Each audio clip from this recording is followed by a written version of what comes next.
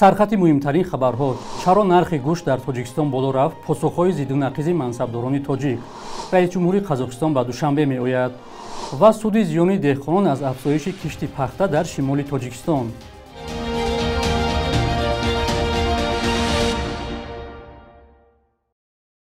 дуруд бинандаҳои азиз, барномаи навиди бомдодиро бо хабарҳои нав аз Тоҷикистону ҷаҳон аз студияи радиои Озодӣ дар Душанбе тақдим мекунем.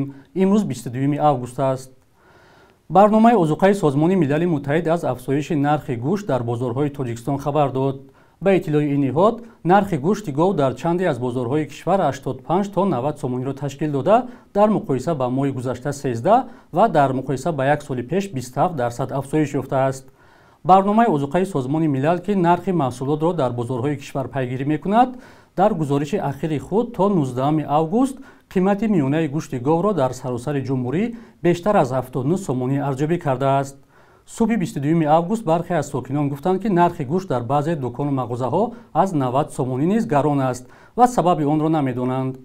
болоравии нархи гӯшт аз моҳи июл шурӯъ шуд ва сабаби онро дар нишасти хабарии ниҳодҳои давлатӣ аз мансабдорони тоҷик пурсиданд.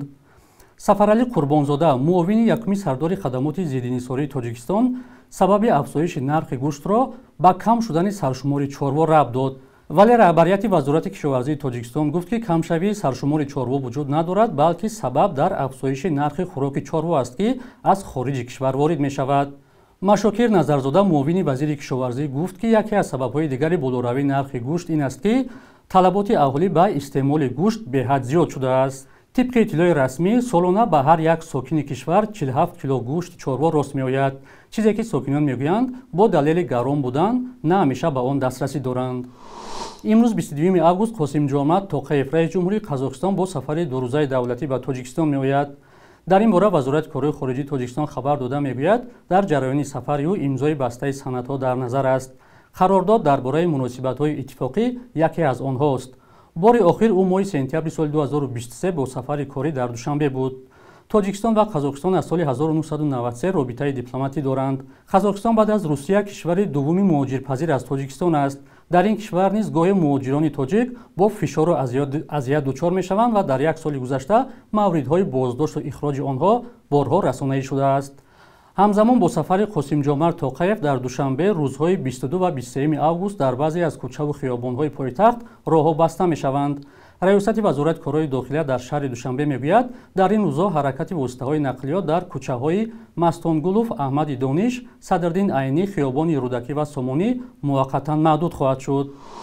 дар Тоҷикистон 21.2% аҳолӣ ё атрофи 2 миллион нафар камизоат буданд.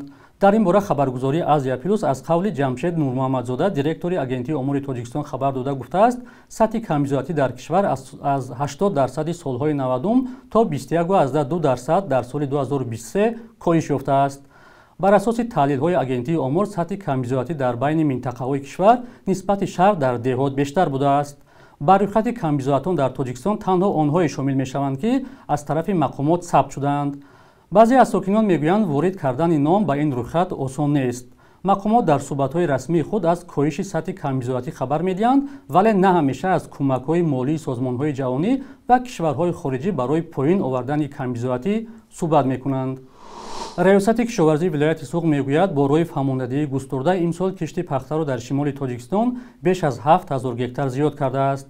деҳқонон баҳори имсол аз кишти маҷбурӣ шикоят доштанд. таваҷҷӯҳи мақомоти вилояти Суғд аз кишти пахта баъд аз он зиёд шуд, ки раиси ҷумҳур Эмомалӣ Раҳмон аз кам шудани майдони кишти пахта дар шимоли кишвар нигаронӣ кард. ин ҳолатро деҳқонон ба фоидаи кам ва мушкили обу дорворӣ рабт дода буданд. имсол заҳмати деҳқонони пахтакор чӣ самар меорад? ҳамкорамон Фарзон Муҳаммадӣ дар ин бора гузориш медиҳад.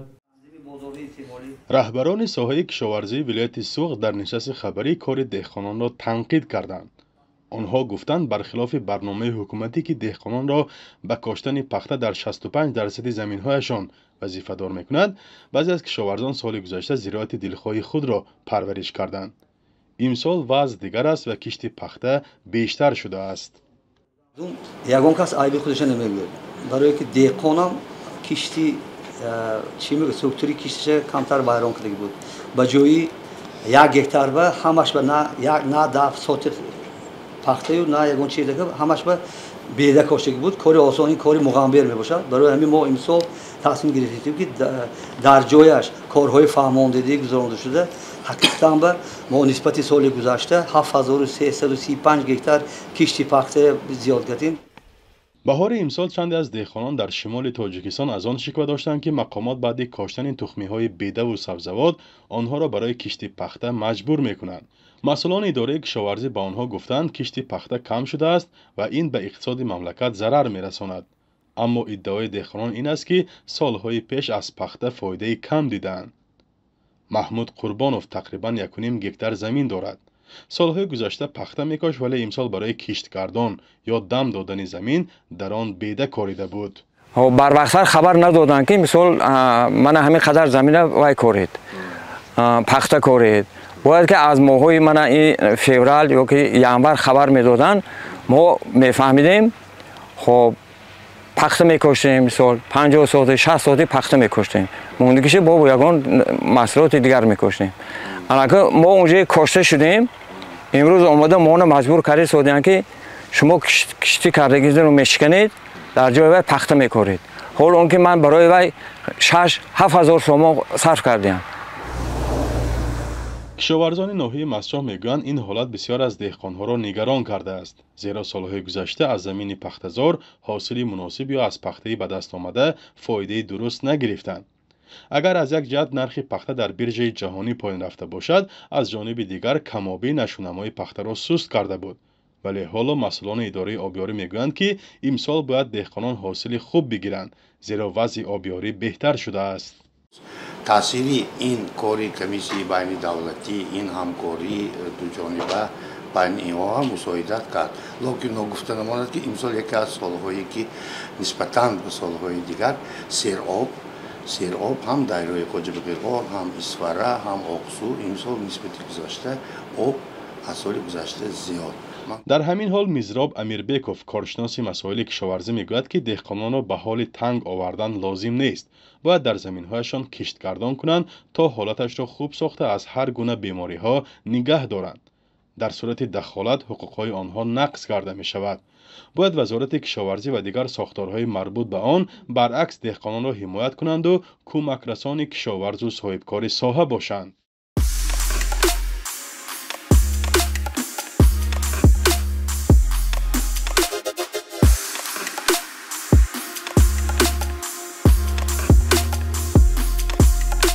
همه چیزی که میخواهند و میخواهید در اینجا هست. تازه ترین اخبار، گزارش های ویدیویی، شرح حادثه و تحقیقات ژورنالیستی. زمینه رادیو آزادی را نصب کنید و همه این را با انگشت زدن به تلفن هوشمند خود به دست بیارید. بانک کرامت در قرغیزستان روز 21 آگوست اعلام کرد که معاملات پولی را با چندین بانک عظیم روسیه باز می‌دارد. هفته گذشته ام بی بانک هم عینی چنین اظهارات داد. وبسایت 24 کگ روز چهارشنبه خبر داد که تحقیق ژورنالیستی خبرنگارانش در 16 بانک واقع در بیشکک ثابت کرد که واقعا هم همه گونه انتقال‌های پولی با بانک‌های عظیم روسیه قطع شده است. وبسایت تازابک با نقل از منابعش در بانک ملی قرغیزستان خبر داد که در شرایط تحریم‌های غرب ضد روسیه تمام بانک‌های تجارتی در قرغیزستان دستور گرفتند که همکاری با بانک‌های روسیه را قطع کنند. بخش یک روز تاریخ را همکارمون خیرامون بقوزاده آماده کرده است که تحولات مهمترین تاریخی را در روز 22 آگوست فرا می‌گیرد.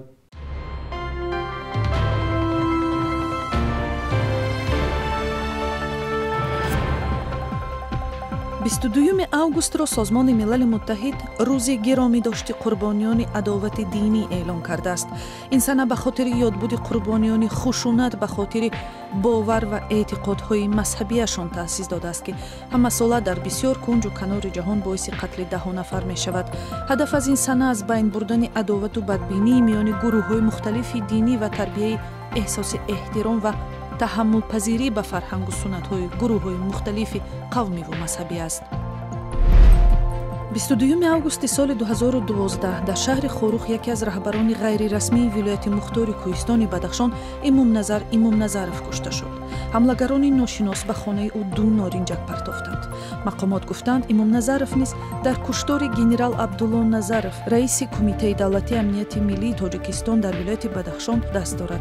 худи Имомназаров ин иттиҳомотро рад карда гуфта буд ки мехоҳад вилояти Бадахшонро як макони ори аз коррупсияву беназмиҳо бинад. моҳи августи соли 2002 дар шаҳри Прага нависанда ва журналисти собиқадори радиои озодӣ Салими Аюбзод китоби навашро дар бораи таърихи қарни 20 Тоҷикистон аз чоп баровард. ин асар яке аз кӯшишҳои дигар ба бознигарӣ ва бозҷӯйиҳо дар таърихи зиёда аз 100 соли тоҷикон аз давраи истилои Русия то истиқлолияти давлатии Тоҷикистон мебошад. муаллиф гуфтааст бо истифода аз маъхазҳои нодири таърихӣ, назари таърихшиносони шинохта ва суҳбати шоҳидони айнӣ ба хеле аз ногуфтаҳову нимгуфтаҳои таърихи беш аз 100-солаи мардуми тоҷик рӯшанӣ афканд.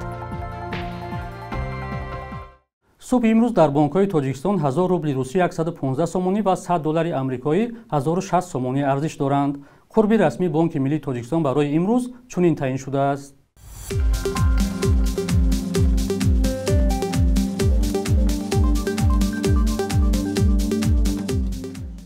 бинандагони азиз, муддати ҷудошуда барои барномаи навид ба анҷом расид. хабарҳои аз ин бештарро дар сомонаи радиои озодӣ бо нишони озодӣ.орг ва озодӣ.моби пайдо кунед. фардо дар ҳамин вақту соат шуморо интизорем. худо нигаҳдоратон.